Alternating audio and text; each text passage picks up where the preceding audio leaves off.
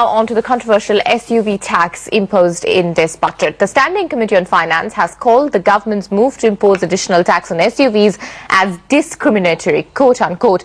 Chairman of the committee, Yashwant Sinha, has written to P Chidambaram opposing the move to tax SUVs, and he wants luxury cars to be taxed instead. Roger Banerjee standing by with the details. Roger, Praful Patel first, now Yashwant Sinha. Will the government budge? What essentially is the mood in the Finance Ministry on this issue? Well, if the key highlight of last year's budget was the retrospective amendment which saw the entire industry up in arms, this time it's clearly the SUV tax. As you mentioned, barely a fortnight after Praful Patel had written to the Finance Minister, now we have the Chairman of the Standing Committee, Yashwant Sinha, writing. There are principally two key aspects that he sought to highlight through his letter.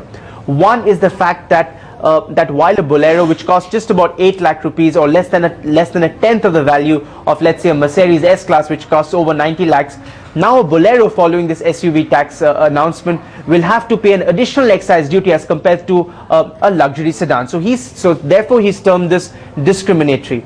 The other thing that he's talked about is the fact that this is not an across-the-board SUV tax, because Maruti's Ertiga and Renault's Duster will not be affected because of this. So now we really don't know what the Finance Ministry eventually will do, because the sense we are getting is that the Finance Ministry is going to define SUVs more tightly so that many sedans are left out of its ambit. But the industry is, of course, pushing for an exemption based on price, because as you mentioned, SIAM had also written a letter seeking an exemption of SUVs below 12 lakh value. What the Finance Minister eventually will do, that's fine.